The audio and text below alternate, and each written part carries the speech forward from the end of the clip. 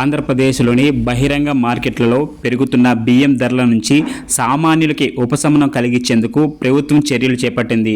తెల్ల ration card లేకపోయినా కేవలం ఆధార్ కార్డు ఉంటే చాలు మార్కెట్ ధర కంటే తక్కువ ధరకే నాణ్యమైన సన్న బియ్యాన్ని విక్రయ కేంద్రాల్లో పొందవచ్చని మంత్రి నాదెండ్ల మనోహర్ తెలిపారు. విశాఖ, విజయవాడ, రాజమహేంద్రవరం, గుంటూరు, నెల్లూరు, తిరుపతి, కర్నూలు వంటి ప్రధాన నగరాల్లో తెల్ల కార్డు లేని వారికి కూడా తక్కువ ధరకే బియ్యం అందిస్తామని ఆయన స్పష్టం చేశారు. దుకాణాలను మీ మార్ట్గా మార్చే అవకాశం, అవసరమైన సరుకుల ధరలను స్థిరీకరించే లక్ష్యంతో కూటమి ప్రభుత్వం పనిచేస్తుందని పౌర సరఫరాల శాఖ మంత్రి నాదెండ్ల మనోహర్ తెలిపారు. పశ్చిమాసియాలో నెలకొన్న ఉద్రిక్తల కారణంగా మార్కెట్లో బియ్యం ధరలు పెరిగాయని, దీన్ని నియంత్రించే చర్యగా ఈ ప్రత్యేక కేంద్రాల ద్వారా బీపీటీ స్టీమ్ బియ్యం కొనుగోలు కిలో 52 రూపాయలు, ముడి బియ్యం 50 రూపాయలకి విక్రయిస్తున్నట్లు మంత్రి పేర్కొన్నారు.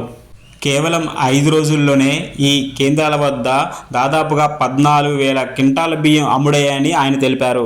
దేశంలోనే తొలిసారిగా కాకినాడ జిల్లాలో రేషన్ కార్డుదారులకి అధిక నాణ్యత కలిగిన స్టీమ్ బియ్యం 10% నూక శాతం ఉన్నాయి. పంపిణీని రాబోయే 2 నెలల్లో ప్రారంభిస్తామని ఆయన ప్రకటించారు. కేంద్ర ప్రభుత్వం సహకారంతో చౌక ధరల దుకాణాలను మీ మార్ట్గా మారుస్తామని, అక్కడ 64 రకాల నాణ్యమైన సరుకులు విక్రయించవచ్చని మంత్రి చెప్పారు. చౌక ధరల దుకాణాల ద్వారా కార్డుదారులకి త్వరలోనే రాయితీ ధరపై కందిపప్పు, పామాయిల్ అందుబాటులోకి తెస్తామని ఆయన తెలిపారు. రేషన్ కార్డు లేకపోయినా రేషన్ కార్డు లేని కుటుంబాలకి కూడా వారి ఆధార్ వివరాలు ఉపయోగించి తక్కువ ధరకే బియ్యం అందించాలని మంత్రి నాదెండ్ల మనోహర్ సూచించారు. విశాఖపట్నం, రాజమహేంద్రవరం, విజయవాడ, గుంటూరు, నెల్లూరు, తిరుపతి, కర్నూలు వంటి నగరాల్లో ఇందుకు అవసరమైన ఏర్పాట్లు చేయాలని అధికారులను ఆదేశించారు.